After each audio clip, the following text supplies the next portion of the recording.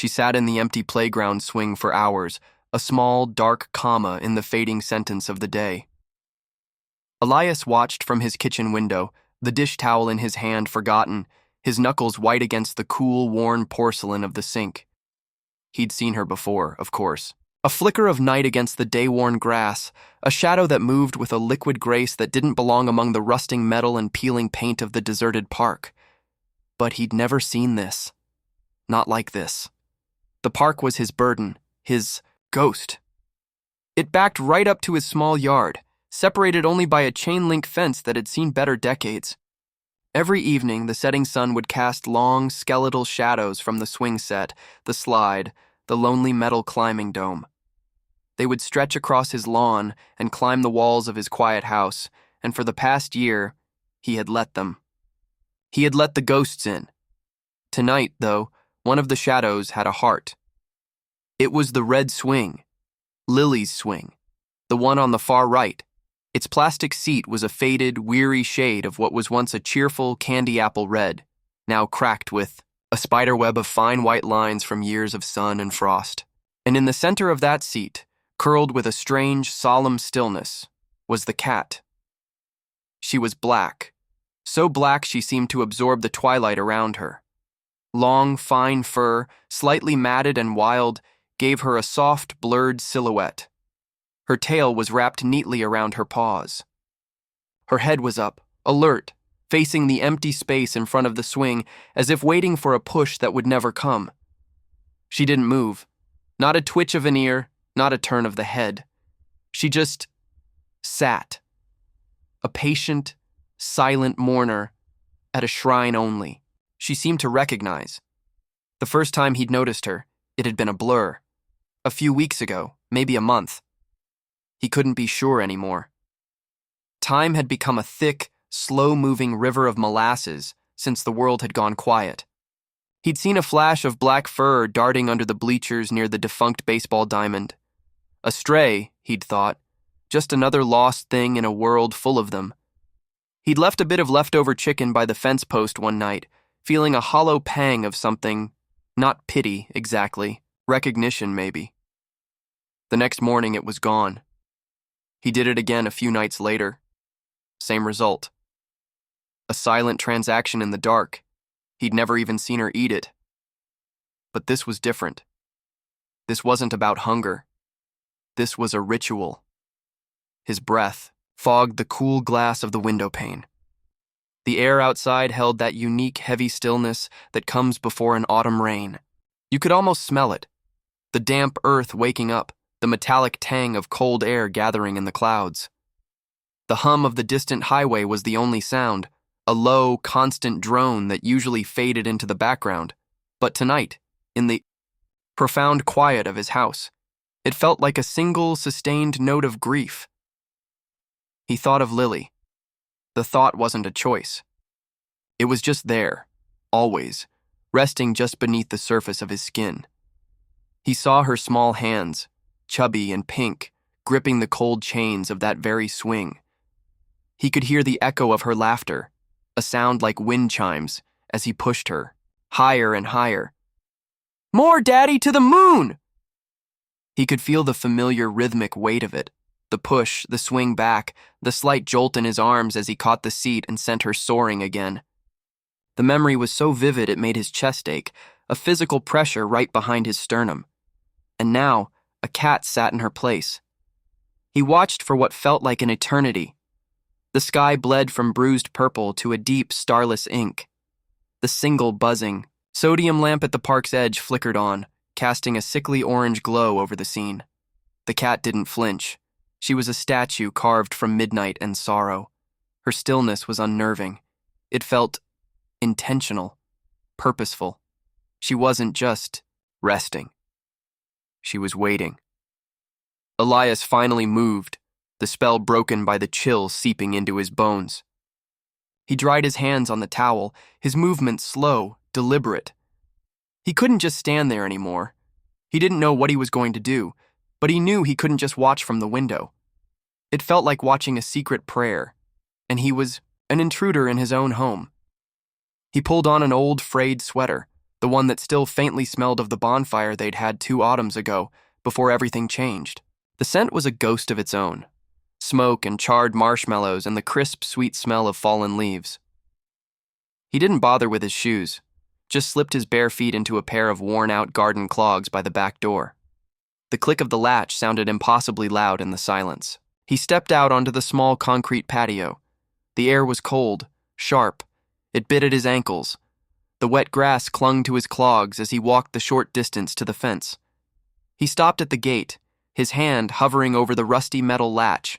From here, he could see her more clearly. The orange lamplight caught the tips of her fur, creating a faint, fiery halo around her dark form. He could see the slight rise and fall of her small body as she breathed. Her eyes were open, glinting faintly, but she wasn't looking at him. She was still staring straight ahead, past the empty space where he used to stand, towards the darkened woods at the far edge of the park. What was she looking at? He stayed there for a long time, his hand on the cold gate, the dampness of the evening seeping into his sweater. He felt a strange kinship with this small, wild creature. They were both keepers of a silent vigil in a place that Joy had abandoned. They were both haunted by the echoes of what used to be. The playground wasn't just a collection of metal and plastic to him, it was a cathedral of memory, and every inch of it was sacred ground. He wondered if, somehow, she knew. Do you think they know? Do you think animals can feel the weight of a place, the memory stains left behind on the things we loved? He watched her, and he thought about the little things. The way Lily used to drag her favorite stuffed bear, Barnaby, by one ear. The way she insisted on wearing her bright yellow rain boots even on the sunniest days. The tiny, almost invisible, scar above her left eyebrow from a clumsy fall off her tricycle. These were the details that ambushed him in the quiet moments. The tiny, sharp-edged pieces of a life that felt both 1,000,000 years ago and just yesterday. He noticed something then. A flicker of color, not on the cat, but near her, on the chain of the swing. He squinted, leaning forward slightly. About halfway up the right chain, tied in a small, neat bow, was a scrap of ribbon. It was faded, weathered by the elements, but he could still make out the color under the dim orange light. It was blue, a pale robin's egg blue, Lily's favorite color. His heart gave a painful lurch. He didn't remember a ribbon. Had it always been there? A forgotten decoration from a long-ago birthday party?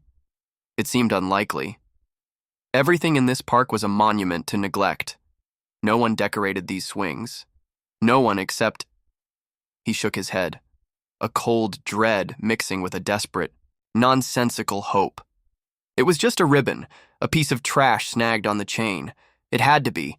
It was a coincidence. A cruel one. But as he stared at it, at the small, perfect bow, and at the cat sitting so serenely beneath it, a different thought took root. A tiny, impossible seed of a thought. The cat hadn't just found the swing. She had chosen it.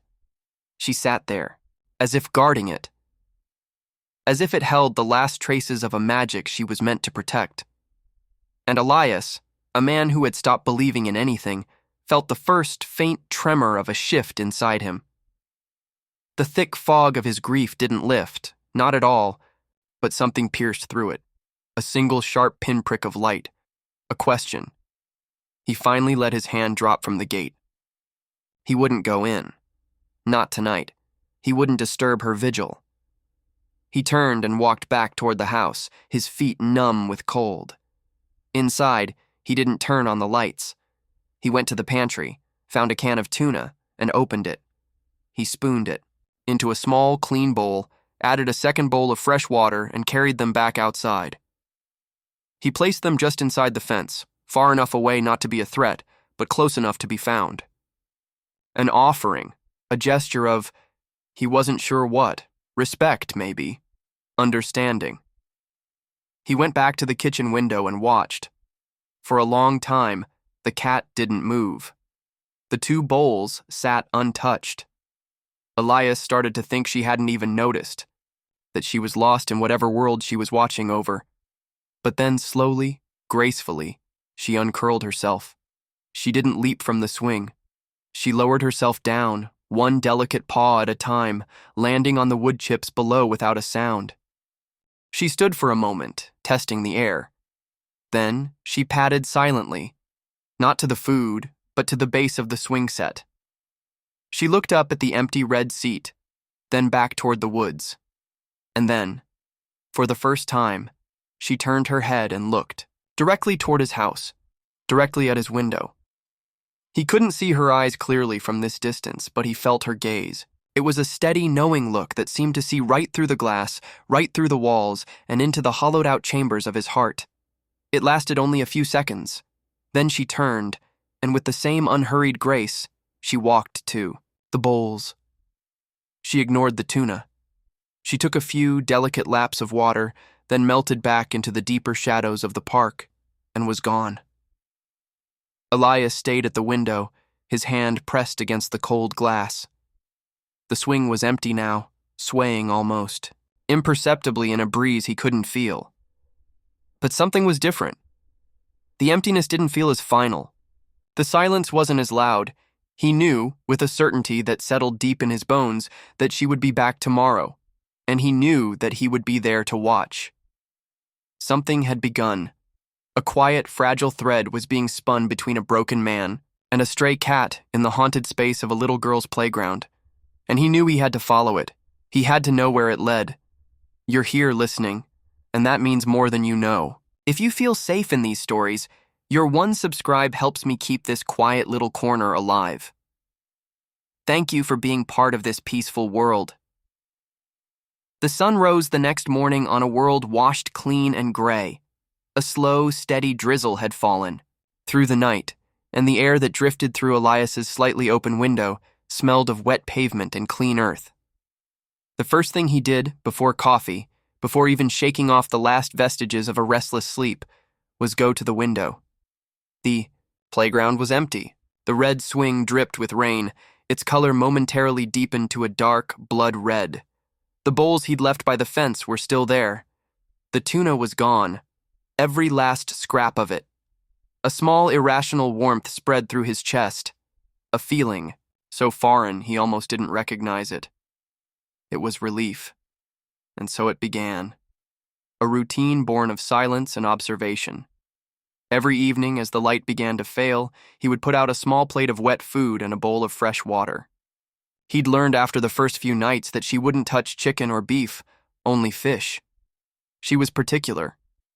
He found a strange comfort in this small discovery, this tiny insight into the life of another living being. It felt like learning, a secret. And every evening she would appear. She never came for the food first. Her ritual was immutable.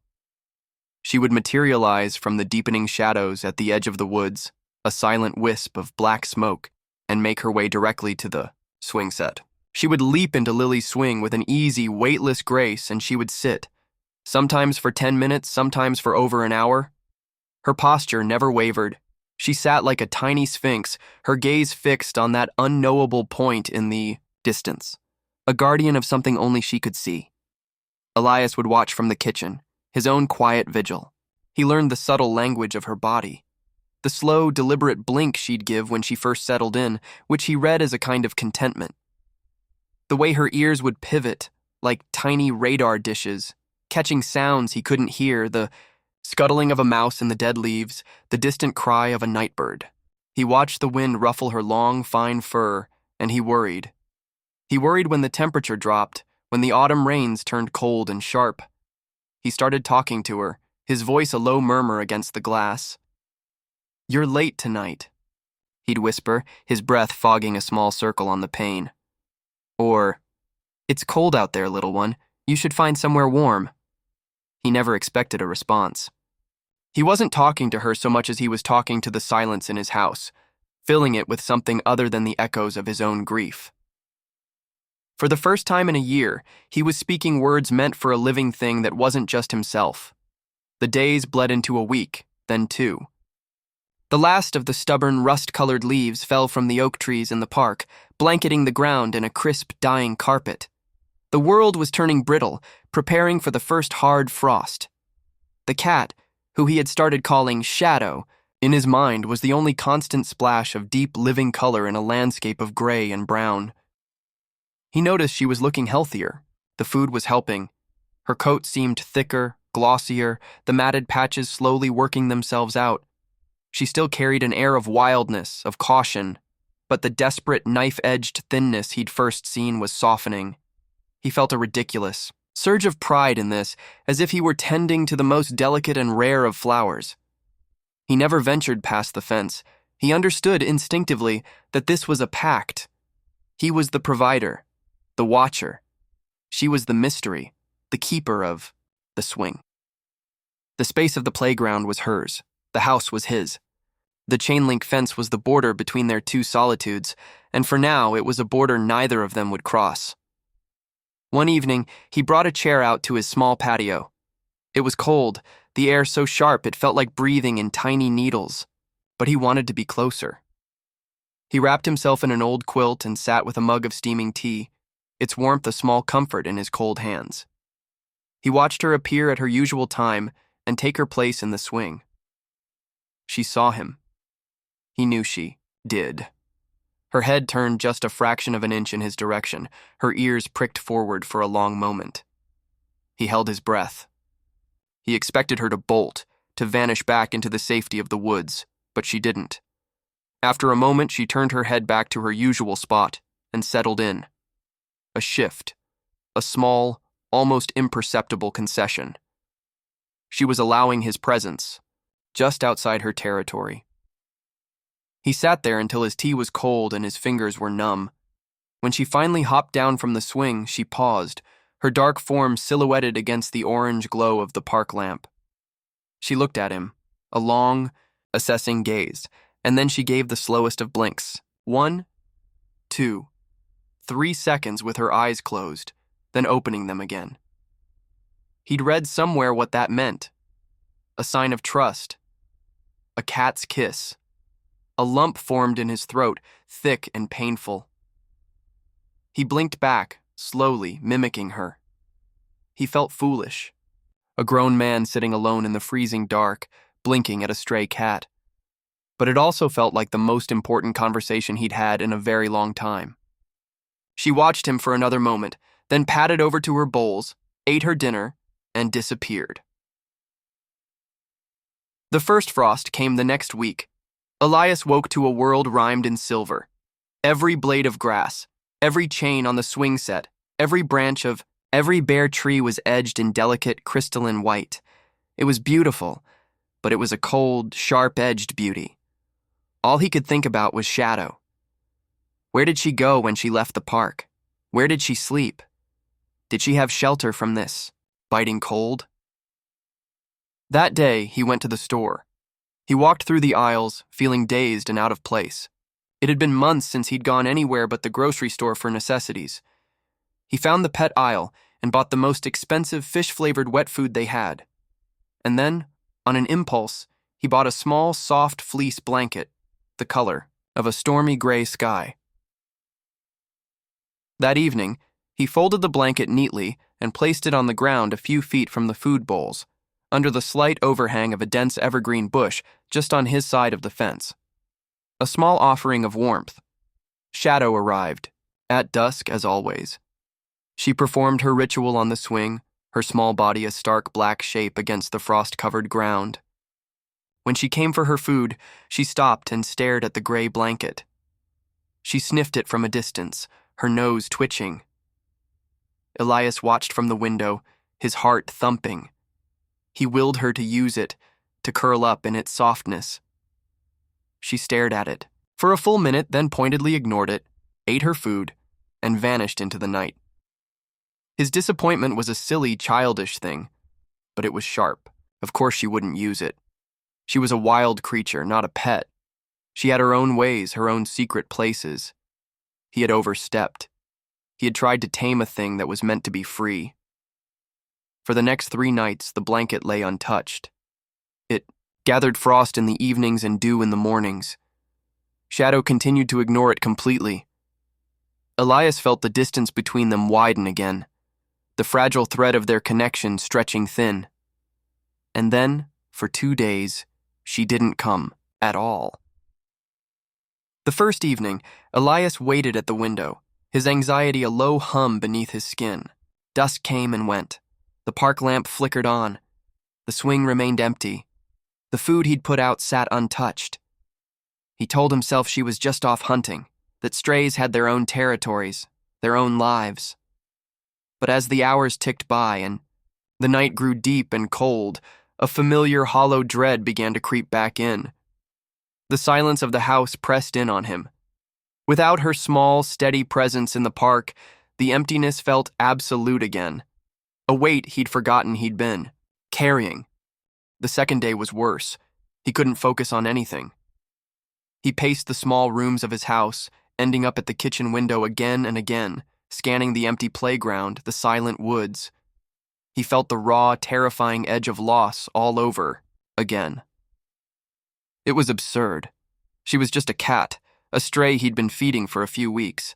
But her absence had ripped a hole in the fragile routine that had been keeping him tethered to the world.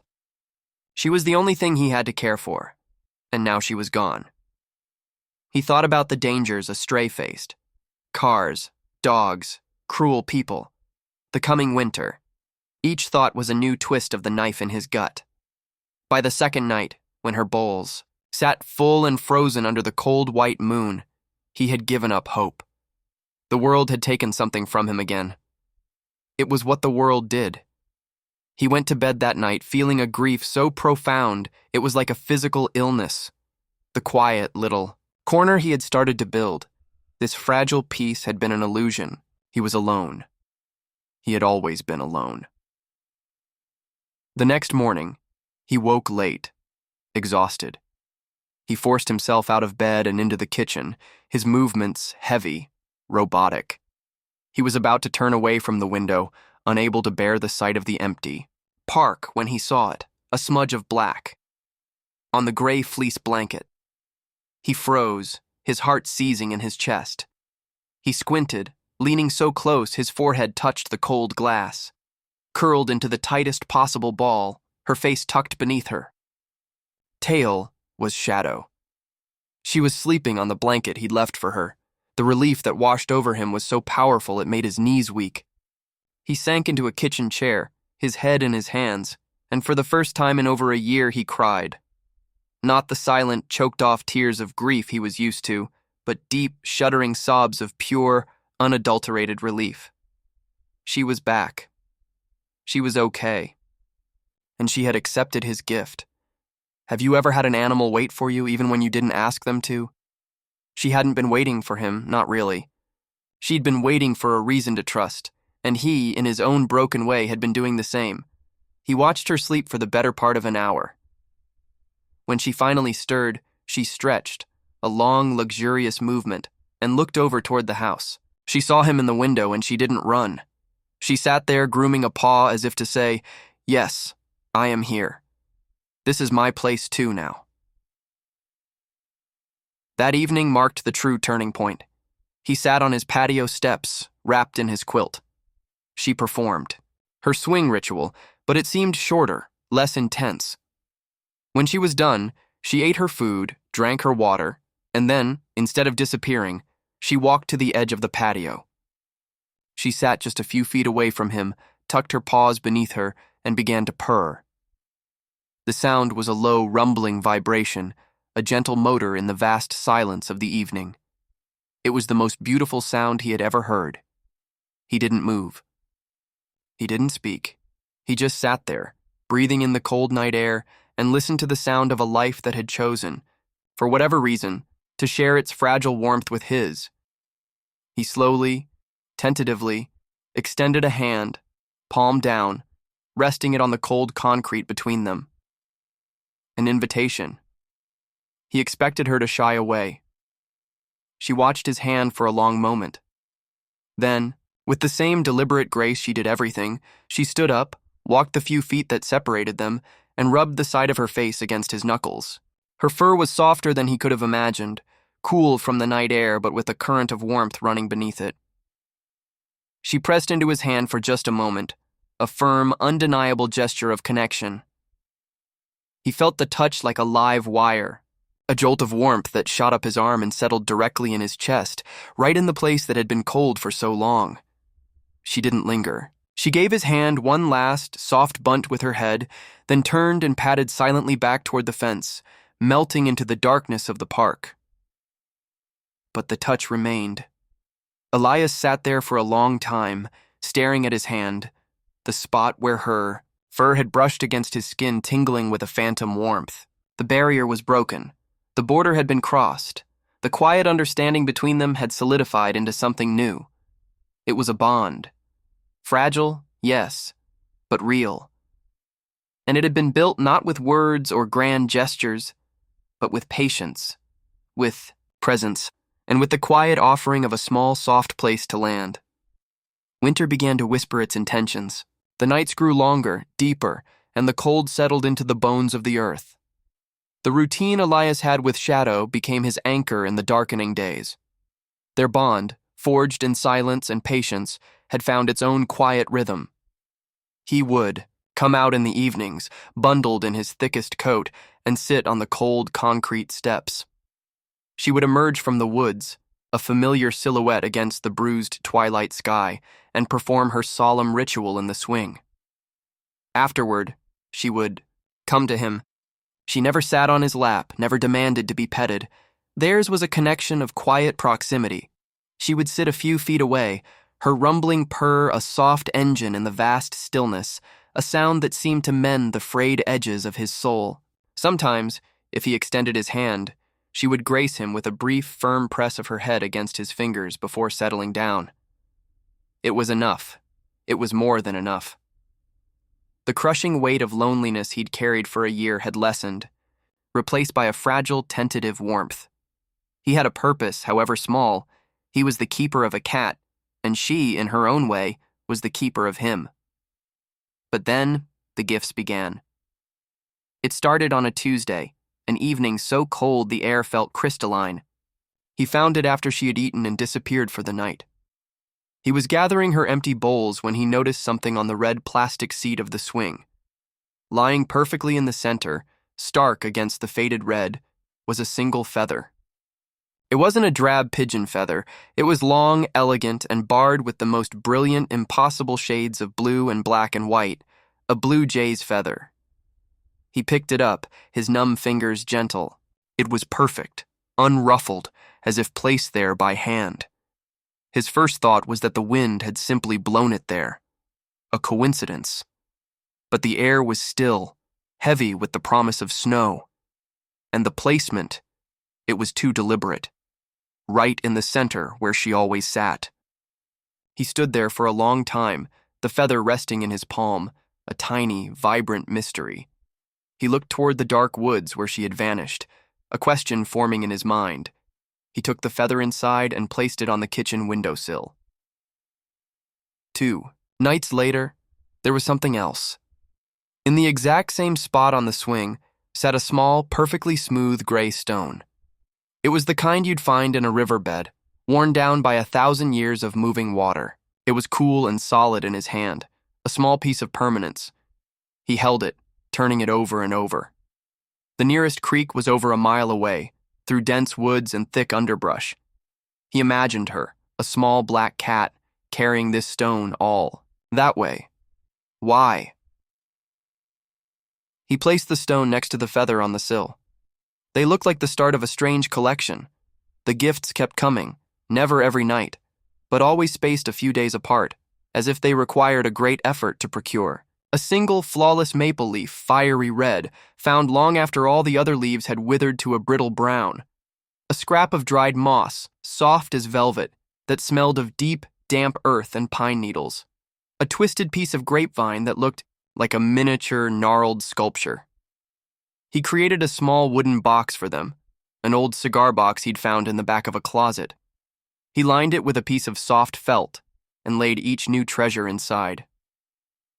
The collection grew. Each object was natural, wild, beautiful in its own small way, and each one was placed with the same ceremonial care in the center of Lily's swing. At first, his feeling was one of simple, gentle curiosity. He was getting a glimpse into her secret life, the life she lived when she was away from the park. He imagined her trotting through the woods, her eyes bright, searching for these specific, perfect things. It was a charming, whimsical thought. A cat who brought him presents. But as the collection grew, so did a strange, unsettling feeling in the pit of his stomach. He would sit at his kitchen table at night, the small box open before him, the treasures laid out, the feather, the stone, the leaf, the moss. They weren't just random objects. There was a theme to them he couldn't quite name, a feeling they evoked. They were innocent. They were the kinds of things a child would pick up on a walk, their pockets bulging with nature's wonders. They were exactly the kinds of things Lily used to collect. The memory hit him so hard it knocked the air from his lungs. He was suddenly standing in the hallway of a life that no longer existed. Lily, 5 years old, her face smudged with dirt, her pigtails askew. She was holding her hands out to him, cupped together, her eyes shining with the thrill of discovery. "Look, Daddy, pocket treasures." And in her small, grubby hands was a collection almost identical to the one in the box. A smooth gray stone, a feather from a bird, a leaf shaped like a star. He remembered the feel of her small hand slipping into his, pressing a slightly sticky acorn into his palm. He remembered the solemnity in her voice as she explained why each treasure was special. "This one is a fairy's drinking cup," she'd whispered, pointing to the acorn cap.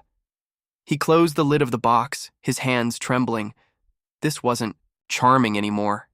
It was eerie. The connection was too specific, too painful. He looked out the window at the empty red swing, swaying gently in the wind. The cat's ritual, her strange offerings. It wasn't for him. She wasn't bringing gifts to the man who fed her. She was leaving offerings at a shrine to a little girl she had never known. His worry for her began to grow, eclipsing his confusion.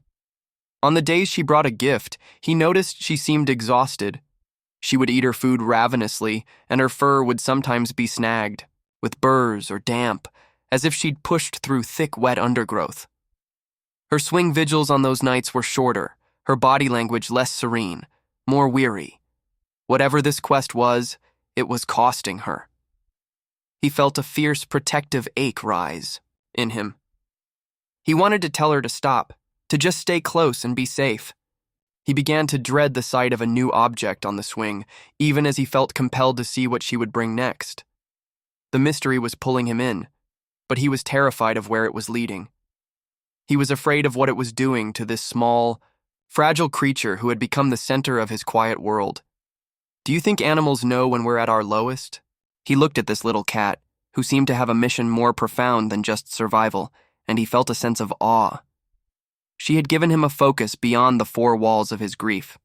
She had given him a puzzle to solve, a creature to care for. She was pulling him back into the world, one strange, sad little treasure at a time. One evening, a light snow began to fall, the first of the season. The flakes were large and wet, melting on the ground but clinging to the branches of the trees, dusting the world in a soft, quiet white. He sat on his steps, the air tasting of cold and ozone. Shadow appeared through the swirling snow, a phantom in the gloaming. She looked different. There was an urgency to her movements he hadn't seen before. She didn't pause at the edge of the woods.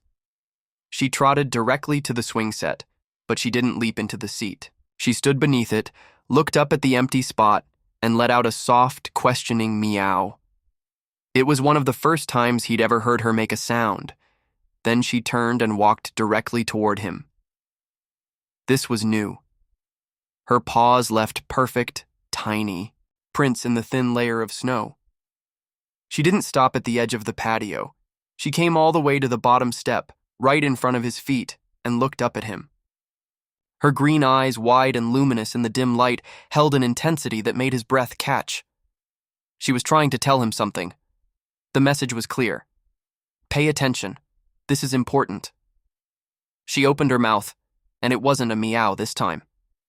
It was a low, guttural, trilling sound, a sound of purpose, and she dropped something at his feet. It landed softly in the snow, a small, dark shape. He stared at it, his mind refusing to process what he was seeing. It wasn't a stone. It wasn't a feather. It was man-made. Slowly, his hand shaking, he reached down and picked it up. The snow melted away in his palm, revealing the object. It was a child's barrette. It was made of cheap pink plastic, the color faded and scratched from time and weather. A small 5-petaled flower was molded onto it, with a tiny discolored rhinestone at its center. It wasn't lilies. He would have known. He knew every single object she had ever owned, but it was unmistakably, heartbreakingly, a child's. He looked from the small, pathetic piece of plastic in his hand to the cat. She was staring at him, her body tense, her tail giving a single anxious twitch. She hadn't left this on the swing. She hadn't left this as a quiet offering at a memorial. She had brought this to him. She had laid it at his feet. This wasn't a gift. It was evidence. It was a plea. The entire ritual, the weeks of strange treasures, suddenly snapped into a terrifying new focus. She hadn't been decorating a shrine. She had been trying to communicate. She had been showing him things, leading him, trying to make him understand. The feather, the stone, the leaf, they were the alphabet. This barrette. This was the word. He knelt down in the snow, his eyes level with hers. The cold of the ground seeped through the knees of his jeans, but he didn't feel it. All he could feel was the frantic beating of his own heart and the weight of the cat's desperate, silent stare. She had been trying to show him where she'd been going. She had been trying to lead him to the place where a child's treasures could be found. And now, she was telling him the time for subtle clues was over. He had to follow. The small pink barrette lay in his palm, a cheap piece of plastic that felt as heavy as a gravestone. The snow fell around them, silent and soft, each flake a tiny white shroud landing on a world that had suddenly tilted on its axis. Elias looked from the barrette to the cat. Shadow didn't move. She just stared up at him, her green eyes wide and impossibly deep, holding him in a gaze that was no longer a question, but a command. Now. The time for watching was over. The time for waiting, for interpreting signs from a distance, had ended with the soft thud of this small object in the snow. This was a summons. He didn't think. He acted. A surge of adrenaline, cold and sharp, cut through the fog of his grief.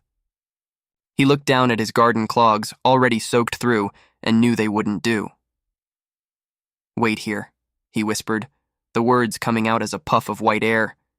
He didn't know if she would understand, but he had to believe she would. He stood, his knees cracking in the cold, and went back inside the house. His movements were swift, economical. He kicked off the wet clogs, pulled on thick wool socks and his sturdy, waterproof work boots. He grabbed his heaviest coat from the hook by the door and the most powerful flashlight he owned from the utility drawer in the kitchen. On his way out, his eyes fell on the wooden box on the counter, the box of her treasures. He hesitated for only a second, then grabbed a small canvas bag and gently tipped the contents of the box inside. The feather, the stone, the leaf. He didn't know why, but he felt he couldn't leave them behind. They were part of the story. They were the map. When he stepped back outside, his heart clenched with fear that she would be gone.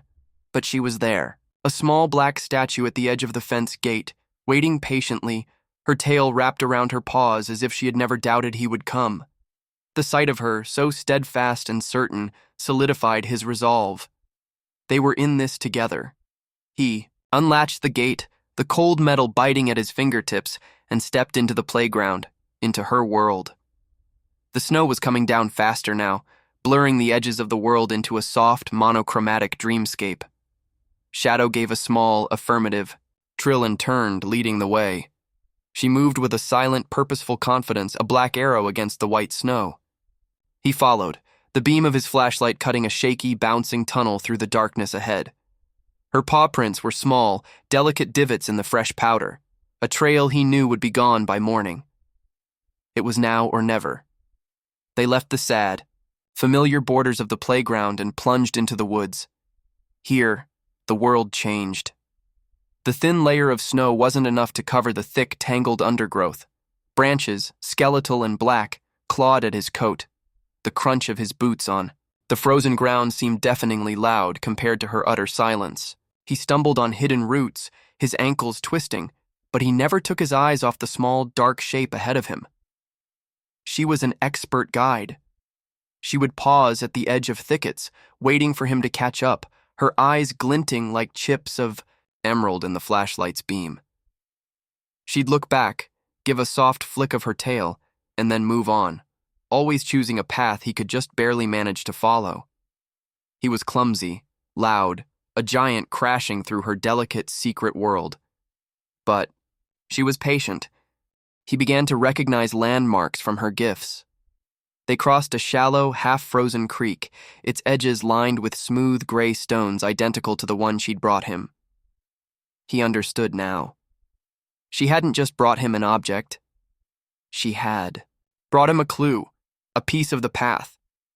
He pushed through a grove of skeletal maple trees and saw, clinging stubbornly to a high branch, a single, perfect red leaf, a brother to the one in his bag. The journey was a pilgrimage in reverse, tracing the origins of her strange offerings. They walked for what felt like an eternity. The cold seeped through his coat, and his breath came in ragged, painful clouds. The silence of the woods was immense, broken only by his own harsh breathing and the occasional snap of a twig under his boots. He felt a growing dread, a cold knot tightening in his stomach. Where was she taking him? What terrible secret had this little cat been carrying all on her own? Every dark shape in the woods became something monstrous in his imagination. Every rustle of the wind sounded like a cry. Then she stopped. They were in a small clearing, dominated by a huge ancient oak tree. Its branches were thick as a man's body, reaching up like gnarled arms into the snowy sky. And nestled high up in the crook of two massive limbs was a dark, angular shape. A treehouse. Or what was left of one. It was old, impossibly old. The wood was weathered to a silver gray, warped and bowed with years of rain and sun. The roof sagged. In the middle, and several planks were missing from the walls like lost teeth. A crude rope ladder, its rungs rotted and broken, dangled uselessly a dozen feet from the ground. It was a forgotten place, a child's kingdom long since surrendered to the quiet decay of the woods. Shadow went to the base of the tree and looked up. Then she looked back at him. This was it. This was the place. His heart was hammering against his ribs. He swept the beam of the flashlight up the trunk of the tree to the small dark opening that served as a door. He couldn't climb the rope, ladder. It would never hold his weight. He circled the tree, his light scanning the massive trunk. On the backside, years ago, someone had nailed thick slats of wood into the bark, creating a crude ladder. Some were missing, others loose, but it looked just barely possible. He took a deep breath, the cold air searing his lungs. He had to know. He tested the first slat with his boot. It held. He began to climb, his cold fingers clumsy, his body awkward. The bag of treasures bumped against his hip. He moved slowly, deliberately, testing each foothold and handhold before trusting it with his full weight. Below him, Shadow watched, a small, silent witness in the snow. Finally, his hands grasped the splintered floor of the treehouse. He hauled himself up, his muscles screaming in protest, and crawled onto the dusty, leaf-strewn planks. He was shaking, from cold, from exertion, from a terror so profound he couldn't name it. He stayed on his hands and knees, catching his breath. The air inside was still and smelled of damp wood, earth, and something else, something warm and alive. He raised the flashlight, its beam cutting through the interior darkness. The inside was small, no bigger than a closet. In one corner there was a makeshift nest, a carefully constructed mound of dry leaves, scraps of moss, and bits of what looked like old insulation. And piled around this nest, like a dragon's hoard, were more treasures. A tarnished silver button, a bottle cap, a child's lost, threadbare mitten, and in the center of the nest, curled together in a tiny, sleeping pile of unimaginable warmth and life, were 4 kittens. They were so small, their eyes still sealed shut. 2 were pure black like their mother. 1 was a mottled gray, and the last was a surprising splash of orange tabby. They mewed and twitched in their sleep, a heap of vibrant, innocent newness in this place of decay. Elias's breath hitched. A mother cat. She had been a new mother all this time, foraging for food not just for herself, but for them. The exhaustion he'd seen, the desperation, it all clicked into place. She wasn't just a stray. She was a mother, fierce and determined, doing whatever it took to keep her babies safe. But that wasn't the whole story. His trembling light scanned the rest of the nest. He saw a scrap of faded gingham cloth, the one she'd left on the swing. And then he saw it. Tucked carefully into the side of the nest, acting as a sort of windbreak for the kittens, was a book. It was a small paperback children's book. Its cover was warped and water-stained, the colors bled into a pastel mess. But he could still make out the illustration. A cartoon bear with a red hat. And the title, in big, friendly letters, Barnaby's Big Adventure. The flashlight slipped from his numb fingers, clattering onto the wooden floor. The beam pointed crazily at the ceiling. He couldn't breathe. It felt as if the entire forest was pressing down on him, squeezing the air from his lungs. It was Lily's book. He remembered the day she'd lost it. Over a year ago, just a few weeks before the accident. They'd been at the park, reading on a blanket near the woods. A sudden gust of wind had caught it, sending it tumbling end over end into the trees. She had been heartbroken. He'd promised her they would buy a new one, and they had, but she'd still talked about the one the wind had stolen, her lost book. He reached out with a hand that shook so violently he could barely control it, and touched the book's damp, pulpy cover. All this time. It had been here all this time, less than a mile from his house, a final, forgotten piece of her. And this cat, this impossible, incredible cat, had found it. She had found the last remnant of his daughter's joy in this world, and she had built her nursery around it. She had used Lily's lost story to shelter her own. He finally understood. The gifts weren't just clues. The feather, the stone, the gingham cloth from an old picnic blanket, the barrette, they were all things left behind in this clearing, fragments of forgotten childhoods.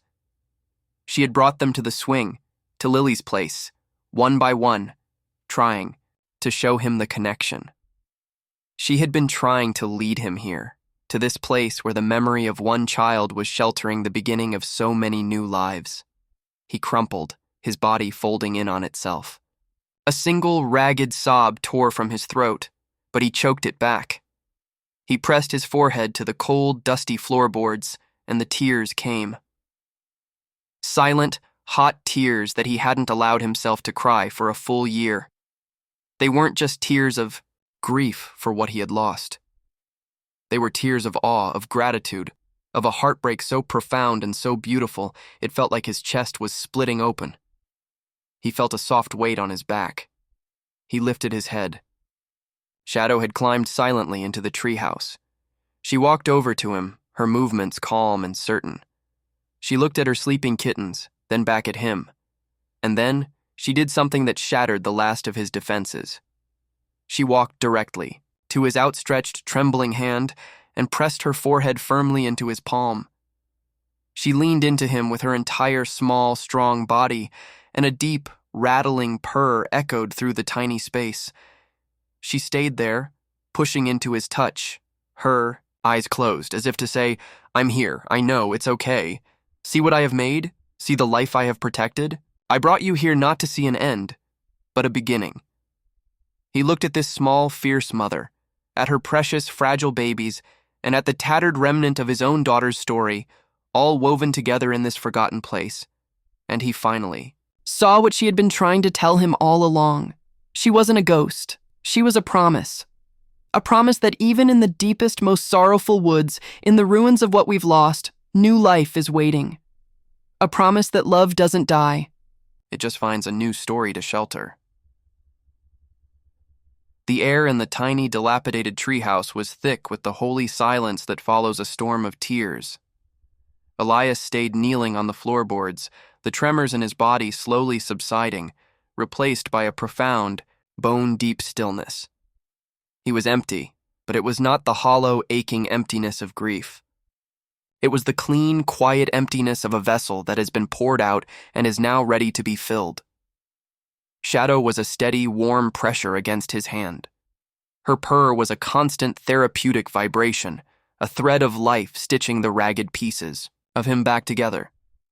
He looked at her, truly looked at her, and saw not a stray, not a mystery, but a compatriot, a fellow traveler who had navigated the dark woods of loss and had emerged on the other side, not unscathed, but with a fierce, unwavering purpose, to protect life. He knew he couldn't leave them here. Not in this cold, crumbling ruin, with the winter just beginning to show its teeth. His house, the house that had been a tomb of silence for over a year, was the only answer. It was warm. It was safe. It was empty. "Okay," he whispered, his voice hoarse. He stroked her head from the space between her ears down the elegant line of her spine. "Okay, little mama, let's go home." The logistics of moving a protective mother cat and her 4 newborn kittens through a snowy forest at night were daunting, but his mind was clear, his purpose absolute. He took off his heavy coat, the cold biting at him instantly through his sweater, and used it to line the canvas bag, creating a soft, warm nest. He then gently, one by one, lifted the sleeping kittens. They were impossibly light, warm, and fragile as birds' eggs. He placed them into the bag, huddling them together. Throughout the process, Shadow watched his every move, her green eyes, wide and alert. She didn't hiss, she didn't protest. She seemed to understand. She trusted him. This final, complete surrender of her trust was a gift more profound than any feather or stone. When her last baby was settled, she nudged his hand with her nose, a soft, final approval. He couldn't carry the bag and climb down safely. He took Lily's book, Barnaby's Big Adventure, and tucked it carefully inside his sweater against his heart.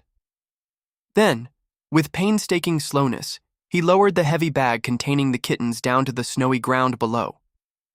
Shadow watched it descend, then leaped gracefully from the treehouse, landing silently beside the bag. She immediately pushed, her head inside, checking on her children, her purr intensifying as she confirmed they were safe. Elias climbed down, his body aching. He shrugged his coat back on and carefully picked up the bag. "I'll be back for you," he told her, looking into her eyes. "I promise. Stay here." The journey back was different. He was no longer a man stumbling through the darkness, chasing a ghost. He was a man with a precious, fragile cargo. Every step was deliberate, certain. He shielded the bag with his body, his pace slow and steady. He was not just carrying 4 kittens, he was carrying hope. He was carrying a future. He reached his back gate, his heart pounding with the exertion and the cold. He fumbled with the latch, opened the back door, and stepped into the warmth of his silent house. For the first time, the silence didn't feel oppressive. It felt expectant. He had prepared a large cardboard box in the spare bedroom, filling it with old, soft towels. He gently placed the kittens inside, where they immediately snuggled together, a pile of breathing, mewing life. The room was instantly transformed. It was no longer just a space full of forgotten furniture. It was a nursery. His promise to Shadow weighed on him. He didn't even stop to take off his coat. He grabbed the flashlight and went straight back out, his tracks in the snow already filling with fresh flakes. The fear that she wouldn't be there, that she would have second thoughts and retreat to the woods, was a cold knot in his stomach. But when he reached the clearing, she was there. Sitting at the base of the ancient oak tree, a small dark shape waiting in the falling snow, exactly where he had left her. When she saw his light, she stood and gave a soft meow, a sound of greeting, of relief. He didn't need to coax her. As he turned to go, she simply fell into step behind him. She followed him all the way back through the woods, a silent, trusting Shadow at his heels. When he held the back door open for her, she walked inside without a moment's hesitation, as if she were finally coming home. He led her to the spare room, and the sound she made when she saw her kittens safe and warm in the box was a symphony of maternal love, a deep, rumbling chorus of purrs and chirps. She hopped in beside them, and they immediately began to nurse. Elias closed the door softly, leaving them in peace. He stood in the quiet hallway, his back against the cool wall, and listened to the faint new sounds coming from the other side. The sounds of life, the sounds of a family. And he knew with a certainty that settled into his very soul that nothing would ever be the same. The days that followed were a gentle reawakening. The house, which for so long had been a monument to the past, slowly began to breathe again, to live in the present. Elias found a rhythm not in grief, but in care. He was a father again in a way. He brought Shadow fresh food and water. He cleaned the box. He sat on the floor for hours just watching. He watched the kitten's eyes open, revealing 4 pairs of cloudy blue-green irises. He watched them take their first clumsy, wobbling steps. He watched their mother's patient, endless love as she groomed them, herded them, and taught them the secret languages of her kind. He began to clean. He started in the kitchen, scrubbing surfaces that hadn't been truly clean in a year. He opened the curtains in the living room, letting the pale winter sunlight stream in, illuminating dust motes dancing in the air like tiny, joyful sprites. He washed every dish, every piece of laundry. He was washing away the stale air of sorrow, making room for something new. He found himself humming, a tuneless, quiet sound he hadn't made in forever. The playground outside his window changed too. He still saw the red swing, but it no longer looked like a gallows. It was just a swing, a piece of plastic and metal. The memories of Lily's laughter were still there, but they were no longer sharp-edged and painful. They were softer now, wrapped in the new warmth that filled his home. The sacred, haunted ground of the park had given up its ghost because the life it had been guarding was now safe inside his walls. Shadow, as she began to leave her kittens for longer stretches, did not revert to being a distant phantom. She became his quiet companion. She would follow him from room to room. In the evenings, she would leap onto the sofa and curl up at the opposite end, a comforting, purring weight in the space that had been empty for so long. She never lost her wild dignity, but she had chosen him. She had chosen this house. They had rescued each other. He took Lily's book and spent an entire afternoon carefully drying its pages. It was warped and stained, but the story was still there. He placed it not on a shelf to be forgotten, but on the small table next to his favorite armchair. It was no longer a symbol of what was lost, but a testament to what had been found. Weeks turned into a month. The kittens grew, their personalities emerging. There were the 2 sleek black ones, quiet and observant like their mother. There was the gray one, a clumsy, lovable oaf. And there was the little orange tabby, a bold, fearless explorer, full of a bright, mischievous energy that made Elias smile every time he saw him. One afternoon, Elias was sitting in his armchair, reading, the gentle chaos of 4 playful kittens tumbling around his feet. The little orange one, whom he'd started calling Barnaby, was on a grand adventure of his own, stalking a dust bunny under the old sofa. There was a frantic scrabbling, a triumphant pounce, and then he came trotting out, batting something small and metallic across the wooden floor. It skittered to a stop near Elias's foot. He bent down, curious, and picked it up. His breath caught in his throat. His entire world narrowed to the small, familiar object resting in the center of his palm. It was a silver locket, a tiny heart-shaped locket on a delicate chain tarnished, with age and dust. He didn't have to open it. He knew. It was Lily's, the one she'd been wearing the day the one that had been lost in the aftermath, a final missing piece he had eventually given up hope of ever finding. He had searched for it for weeks, turning the house upside down, but it was gone. Now, here it was. Delivered to him by a tiny orange cat born in a forgotten treehouse. With a thumb that trembled, he clicked open the clasp. Inside, behind a tiny, scratched piece of plastic, was a faded photograph no bigger than his thumbnail. It was of the two of them, taken at a street fair 2 summers ago. He was holding her on his shoulders, and they were both laughing, their heads thrown back in pure, uncomplicated joy. He looked from the tiny, smiling face in the locket to the 4 kittens wrestling in a patch of sunlight on the floor. He looked at their mother, Shadow, who was watching him from the windowsill, her green eyes soft with a knowing calm. The final gift. The last piece of the puzzle, a piece he didn't even know was still on the board, brought out from the darkness and into the light by new life. He finally understood. Grief is not a space that can be filled. It is not a wound that heals over and disappears. He would miss Lily for every second of the rest of his life.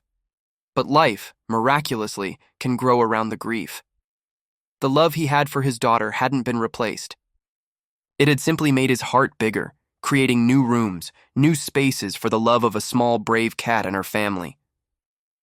Shadow hadn't erased his sorrow. She had integrated it into a new story. She had taken the treasures of a life that had ended and used them to build a bridge to a life that was just beginning. He closed his hand around the locket, the cool metal a comforting weight in his palm. The storm had passed. The silence was gone. His house was a home again, filled with the soft purrs and playful paws of a future he never could have imagined. Love, he realized, is the ultimate survivor. It waits in the forgotten places, it leaves clues in the wilderness, and sometimes it sends a small black cat to sit in an empty swing, waiting patiently for you to be ready to follow it home. You stayed till the end. Thank you. If it felt like a soft hug or a warm purr in your heart, subscribing lets me bring you more moments like this.